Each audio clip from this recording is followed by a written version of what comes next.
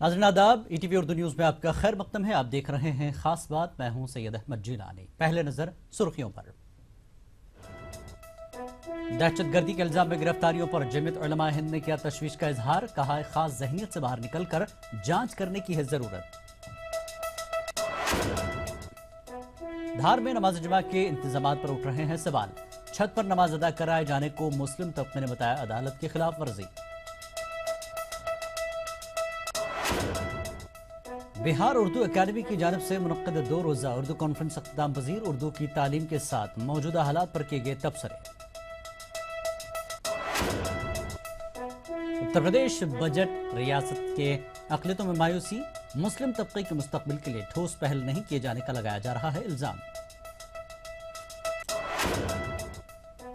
मध्य प्रदेश वक्फ board की जमीन पर नाजायज कब्जों का सिलसिला जारी। ईटीवी पर खबर दिखाए जाने के बाद वक्फ बोर्ड ने जरूरी इकदाम किए जाने का दिलाया यकीन।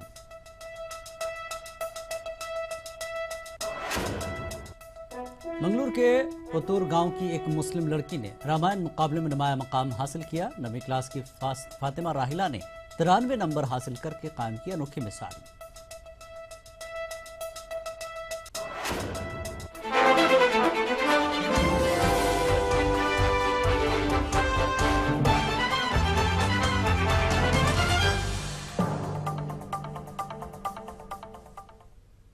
और पहले बात करेंगे गिरफ्तारियों की। जी हां, दहशतगर्दी के इल्जाम में गिरफ्तार होने वाले नौजवानों को लेकर जमीयत उलमा हिंद ने तशवीश का इजहार किया है।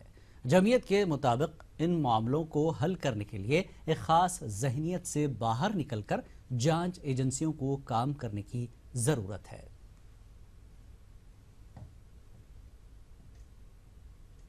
मुजरिम है वो तो वाकई कैफर किरदार तक पहुंचाई है उसे।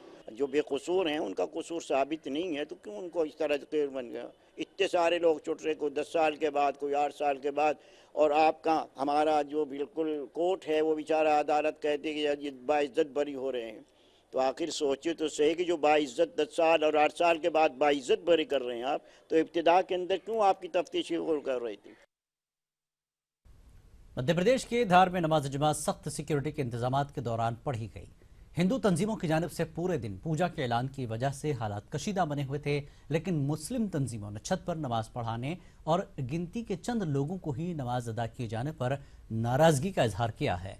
All India Muslim personal law board के रुकन आरिफ मसूद का कहना है कि वो जिला धार के एसपी और कलेक्टर के खिलाफ पिटीशन दायर करेंगे। इनका कहना है कि छत पर नमाज पढ़ाकर अदालत और एएसआई के हुक्म की खिलाफ वर्जी की गई है। ये जो मुस्लिम तंजीमें जो चाहती थी उनका बड़ा लीगल राइट्स है कि वो मस्जिद कमाल मौला है और मस्जिद कमाल मौला में मस्जिद में नमाज अदा होना थी। एएसआई ने, क्योंकि ये अभी टाइटल का झगड़ा नहीं है, इन्होंने एएसआई ने एक आदेश जारी करा कि 1 से 3 तक नमाज अदा होगी और उसके बाद जिन लोगों को इजाज़त दी जाना है, दूसरे लोगों के समाज के लोगों को इजाज़त दी गई थी। माननीय उच्च न्यायालय में हम लोग इसी बात को लेके गए थे कि 2013 में भी ऐसा ही हुआ कि माननीय उच्च न्यायालय और एएसआई के आदेशों की अवहेलना हुई और नमाज एक मैदान में पढ़ा दी गई। मध्य प्रदेश वक्फ बोर्ड की जमीन पर नाजायज कब्जों का सिलसिला जारी है। इस सिलसिले में ईटीवी पर खबर दिखाए जाने के बाद खुद वक्फ बोर्ड के चेयरमैन ने यह यकीन दिलाया कि इस मामले पर मुनासिब कार्रवाई की जाएगी।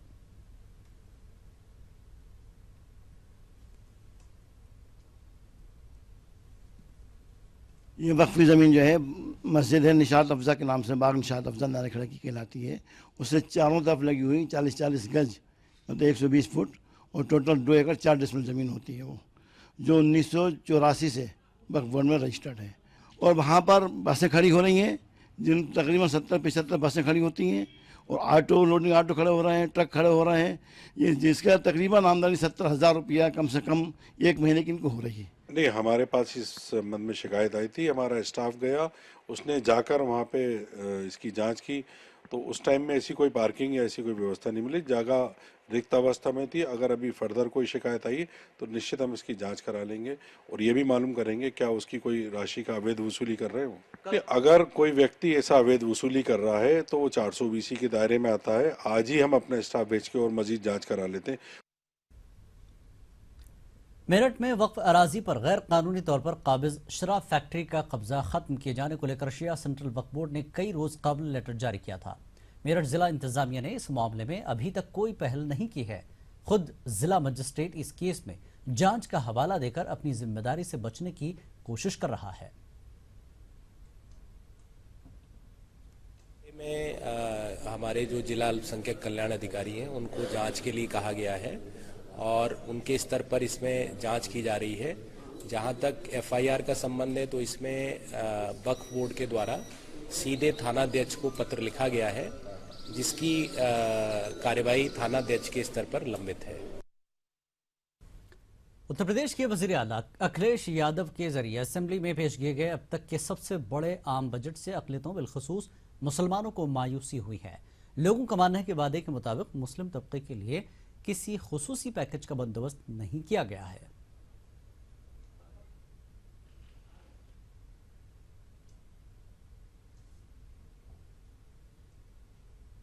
मामूल इस बार भी सिर्फ अक़लियतों को मायूसी ही हाथ लगी है, जिनके वोट बैंक के ऊपर ये चुन करके सरकार आई थी और 5 साल तक पूरे होने वाले हैं। अब ये 5 साल यह उनका आखिरी बजट था और हर बजट की तरह इस बार भी सिर्फ नाउमीदी ही मुसलमानों के हाथ में लगी है। अक़लियतों ख़ास करके बिलखुसूस मुसलमानों के हाथ में सिर्फ नाउमीदी है और कुछ भी इसमें नहीं है।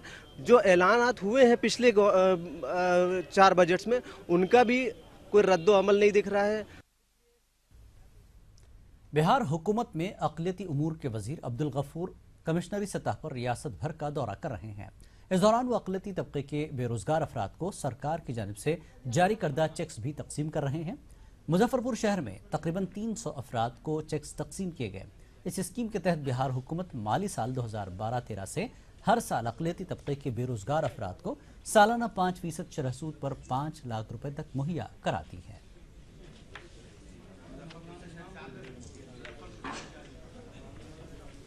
मुख्यमंत्री अल्पसंख्यक रोजगार योजना हमारा एक योजना है और उसी योजना के तहत यहाँ 300 से कुछ ज़्यादा लोगों को चेक दिया जा रहा है और उसके पीछे सरकार का उद्देश्य है कि जो अल्पसंख्यक वर्ग के लोग जिनकी आर्थिक हालत बेहतर नहीं है।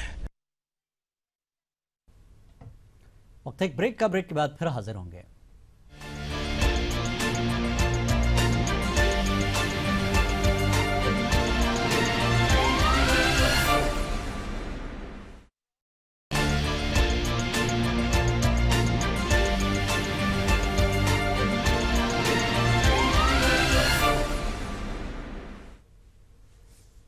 खास बात में एक बार फिर आपका खैर मकदम है।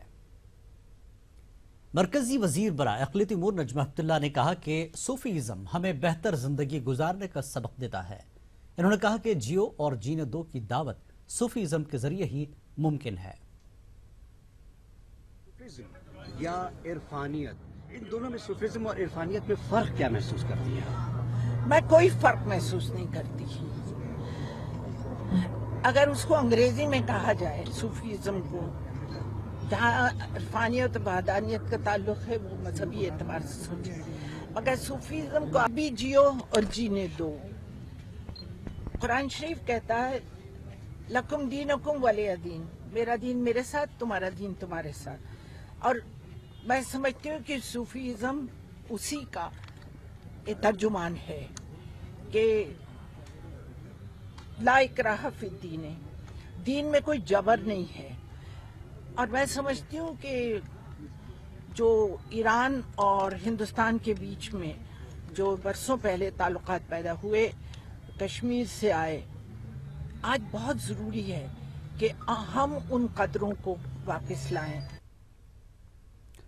कर्नाटक के मंगलूर जिले के पुतूर गांव की एक मुस्लिम लड़की ने रामायण मौजू में टॉप करते हुए नुमाया मकाम हासिल किया है।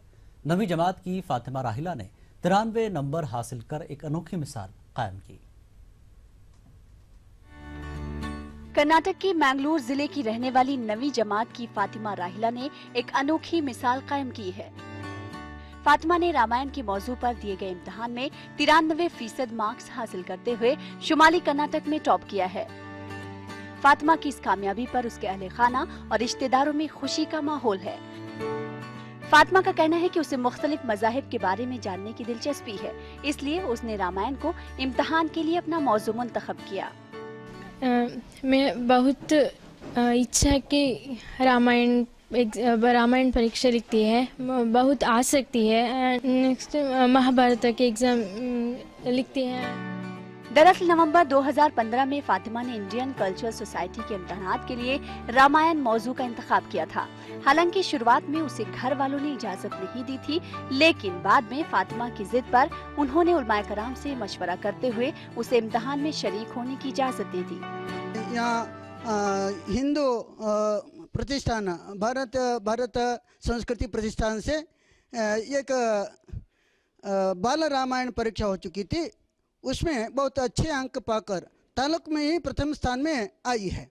बहुत हर्षित विचार है, क्योंकि हमारी स्कूल में अध्ययन करके इतने अच्छे अंक पाकर, यानी कि हमारे यहाँ तो हिंदू और मुस्लिम जो भी हो, अन्य संस्कृति अन्य सभ्यताओं में भी अभिमान है। इसी तरह हम तालमेल से बहुत अच्छी तरह निभा रहे हैं। मुतवस्सित तबके से ताल्लुक रखने वाली फातिमा अब महाभारत के मौजू पर इम्तिहान में शरीक होना चाहती है। Bureau report, ETV news.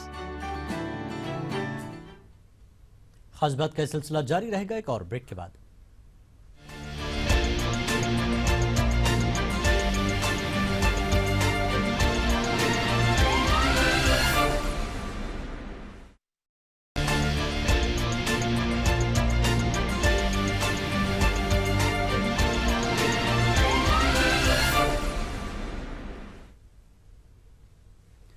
खास बात में एक बार फिर आपका खैर मकदम है। आगे बढ़ेंगे। मरकजी वजीर मुख्तार अब्बास नकवी ने गुजरात में एक खुसूसी प्रोग्राम में शिरकत की। खंभात में इंटरनेशनल स्पिरिचुअल कॉन्फ्रेंस का इनेकाद किया गया। इस मौके पर जब अहमदाबाद एयरपोर्ट पर मुख्तार अब्बास नकवी पहुंचे, तब मीडिया से खिताब करते हुए रवादारी, हेडली मामला और आइंदा बजट पर अपनी बात रखते हुए कुछ इस तरह कहा। तक जो है वो देश को असहिष्णु बताते थे, इंटॉलरेंट बताते थे, और यही जो असहिष्णुता के खिलाफ जो लोग आवाज़ उठाते थे, आंदोलन करते थे, ये वही लोग हैं जो कि अफजल गुरु हो, इशरत जहाँ हो या जो आतंकवादी हो, उनके बारे में सवालिया निशान खड़े कर रहे हैं। हमें तो उनको बिना मांगी सलाह उनके लिए यही है कि अगर उनको बहुत प्यार है ऐसे टेररिस्ट से, ऐसे आतंकवादी ताकतों से, तो उनको अपने कार्यालय में, अपने घरों में उसका प्रतिमा, उसके फोटो लगा लेने चाहिए और लगा करके वो आराम से उसकी रोज़ जो है वो पूजा करें, रोज़ उसको जो है वो दर्शन करें। महाराष्ट्र स्टेट हज कमेटी के चेयरमैन इब्राहिम भाईजान की क़यादत में 5 रुकनी वफ्द ने औरंगाबाद में ज़ेर तामीर हज हाउस का मुआयना किया। इस मौके पर हुई मीटिंग में चेयरमैन ने हज हाउस की तामीरी काम में हो रही ताखीर के लिए सरकारी हुकाम की सरजनिश की और जल्द अज जल्द तामीरी काम मुकम्मल करने पर जोर दिया। वाज़ेह है कि पिछले 1 साल से ये काम बहुत सुस्त रफ्तारी से चल रहा है।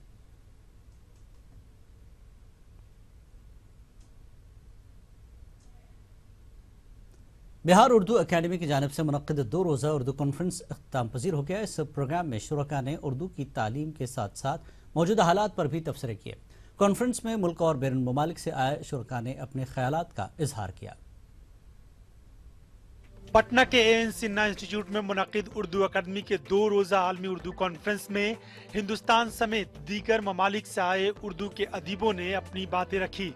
उर्दू अदीबों ने उर्दू के मौजूदा सूरत हाल पर तबसरा किया। मुझे ऐसा महसूस हुआ कि शायद कॉन्फ्रेंस अपने मौजू से कहीं हट गया, मिसट्रैक हो गया और वो गुफ्तगू मसले मसाइल पे होने लगी, जबकि मौजू इतना उम्दा है कि आलमी तनाजुर में उर्दू ज़बान व अदब की सूरत हाल क्या है। तो ज़्यादातर गुफ्तगू में शिकवा शिकायत सुनने को मिला। ठीक है, शिकायत बजा भी है, भेजा भी है, लेकिन हमें उन मौज़ूआत पे बहुत ही फोकस्ड रह करके अगर गुफ्तगू करते तो शायद और बेहतर मकाले हमें सुनने को मिलते। मकाला निगारों ने कोई कमी नहीं की, लेकिन गुफ्तगू करने में ज़्यादातर शिकायतें सामने आई हैं। मेरा ख्याल है वो बेजा हैं। ऐसा नहीं है कि उर्दू की सूरत हाल बहुत ख़राब है, बल्कि इसके लिए अगर ख़राब है तो अगर कोई ज़िम्मेदार है तो वो उर्दू वाले ज़िम्मेदार हैं, हम ज़िम्मेदार हैं। इसलिए कि मैं देख रहा हूँ कि पिछले चंद वर्षों में जिस तरह से उर्दू हमारे घरों से ख़त्म हो गई, तो वो किसी और ने नहीं ख़त्म किया है, बल्कि हमने अपने घरों से उर्दू को खुद निकाल दिया है। मुहिब्बा ने उर्दू ने आलमी कॉन्फ्रेंस की सताइश तो की, लेकिन उर्दू के सिलसिले में कोई ठोस लाहे अमल मुरतब नहीं किए जाने पर अफसोस का इजहार किया। मैं समझता हूँ कि ज़रूरत इसकी है कि हमारी जो उर्दू अकादमी है वो उन तमाम तजावीज़ को मुरतब करके रियासती हुकूमत के सामने पेश करे, ताकि रियासती सतह पर उर्दू जो दूसरी सरकारी ज़बान का दर्जा यहाँ रखती है उसके जो मसाइल हैं उससे हुकूमत आशना हो सके और उन मसाइल के हल की जानिब संजीदा हो सके। मुझे दीजिए इजाज़त। आदाब।